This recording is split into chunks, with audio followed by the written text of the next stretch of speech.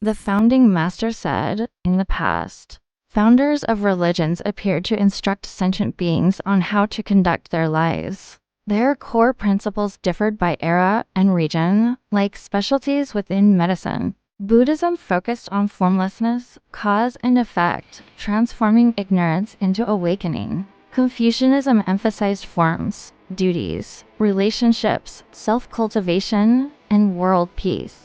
Taoism centered on the natural universe, nourishing nature, and the path of tranquility. Though their core principles differed, all three aimed to rectify the world and benefit living beings. In the past, these traditions disseminated their own doctrines, but in the future, limited subjects won't suffice. Hence, we synthesized all doctrines, combining cultivation, inquiry, and choice into Ilwan, the one circle. This is based on the wholeness of spirit and flesh, and the simultaneous practice of universal principles and human affairs. Practicing this way penetrates not only these three teachings, but all religions. All dharmas under heaven return to the one mind, attaining the great way that reaches everywhere. One of his disciples asked, "What do you mean by the great way?" The founding master answered, "What can be practiced by all people under heaven is the great way. What can be practiced by only a limited group is the small way." Therefore, our cardinal teaching of Ilwan, with the fourfold grace, for essentials, threefold study, and 8 articles, is the great way under heaven, understood and practiced by all people. Kwon asked, "What is the relationship between Ilwan saying one circle image and human beings?" The founding master answered, "You have asked about a great truth. In our order, we enshrine Ilwan saying, like Buddhists enshrine Buddha images. However, a Buddha image manifests the physical form, while Ilwan saying manifests the mind essence of the Buddha. The physical form is human, but the mind essence is vast, infinite, combining being and non-being, sustaining itself through past, present, and future. It's the original source of myriad things. Confucianism calls it the grand ultimate, Taoism, the nature of the way, Buddhism, the pure Dharmakaya Buddha. These are different expressions for the same thing, all leading back to the truth of Ilwan. Any religion not founded on such truth is a deviant way. Our order designated Ilwan Singh as the paradigm for relating ultimate truth to daily life, elucidating faith and practice.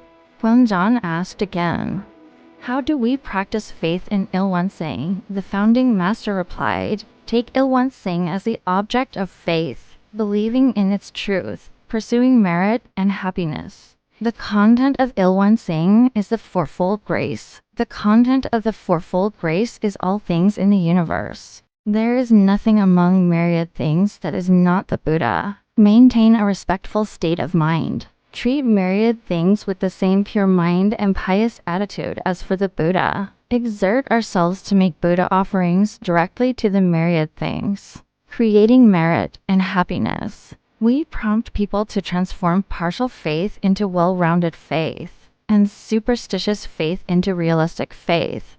Kwon continued, "How do we pursue the practice of Ilwan Singh?" The founding master answered, "Our aim is to take Ilwan Singh as the model of practice, and develop our character by modeling ourselves wholeheartedly on its truth. By awakening to Ilwan Singh's truth, we understand the beginning and end, roots and branches of myriad things. We understand the human cycle of birth, old age, sickness, and death, and cause and effect. Like Ilwan, our minds should have no selfishness, nor be swayed by cravings and attachments. Instead, we should nourish the nature that is clear and round, like Ilwan. In all sensory conditions, we should act fairly and uprightly, without being drawn in by emotions. To awaken to Ilwan's principle is seeing one's nature. To guard its essential nature is nourishing one's nature.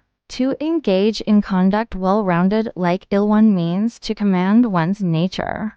These are the essential ways of our practice, cultivating the spirit, inquiry into human affairs and universal principles, and choice in action. They are equivalent to the three trainings in precepts, absorption, and wisdom taught by the Buddha. Cultivation is both absorption and nourishing nature. Inquiry is both wisdom and seeing nature. Choice is both precepts and commanding nature.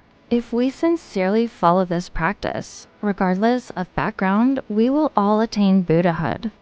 He asked further, are such truths, powers, and methods contained in the Il-One-Sing diagram itself? The founding master replied, that circular image is a model for teaching the true Il-One. It is like pointing at the moon with your finger. Your finger is not the real moon. A practitioner must discover the true Il-One through the model, guard its true nature, and practice its perfect mind. Then, the truth of Il-One-Sing and our lives will mesh perfectly. The founding master said, the truth of Il-One is epitomized by voidness, completeness, and rightness. For nourishing nature, voidness means contemplating the realm beyond being and non-being. Completeness means a state of mind where thoughts neither come nor go. Rightness means the mind remains impartial. For seeing nature, voidness means knowing the realm where words and mental activity are eradicated. Completeness means vast, unobstructed knowledge. Rightness means observing and adjudicating all things correctly, owing to precise understanding.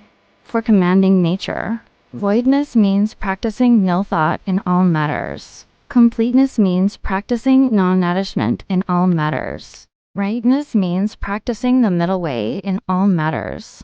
The founding master said, practitioners seek to awaken to sublime truth to apply it in real lives. If one cannot apply it, or leaves it unutilized, it will be useless. Now, let me talk about applying the Il-One-Sing, the Dharmakaya Buddha, in our everyday lives. First, each time you encounter Il-One-Sing, take it as a huadu for seeing nature and attaining Buddhahood. Second, take it as a model to keep practicing consummately in your ordinary lives, like Il-One-Sing. Third, take it as an object based on truth that you keep believing in, knowing all things have authority to bestow blessings and harm. Those who understand this truth will venerate Il-One-Sing each time they encounter it, as if it were a portrait of your parents. A person inquired, which Buddha does your honored order worship as its foundational teacher? The founding master replied, we worship Shakyamuni Buddha as our foundational teacher.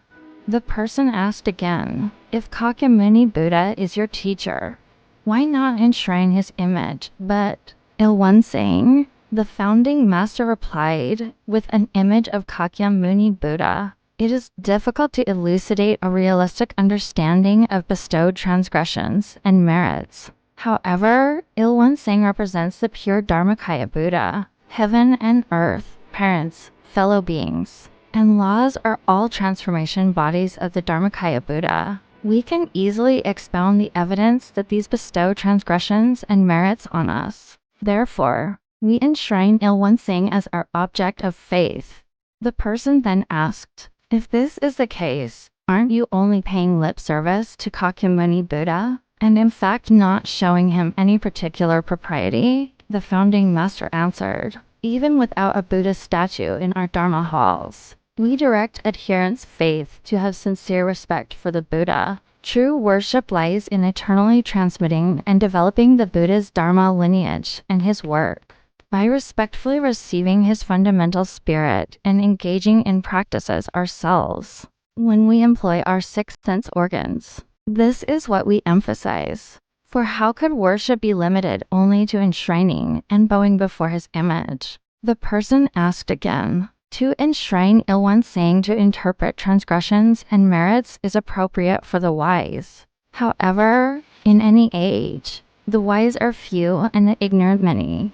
Wouldn't it be more beneficial to enshrine a Buddha image to foster the faith of the ignorant masses? The founding master replied, once the evidence that the Dharmakaya Buddha, the fourfold grace, bestows transgressions and merits is explicitly presented, it will be easy even for the ignorant to believe and understand. But for those whose faith cannot be aroused without a Buddha image, It will also be good for them to be delivered by going to a place where an image is enshrined. Then, both those who have faith in an image, as well as those who have faith in Ilwansing, can be delivered.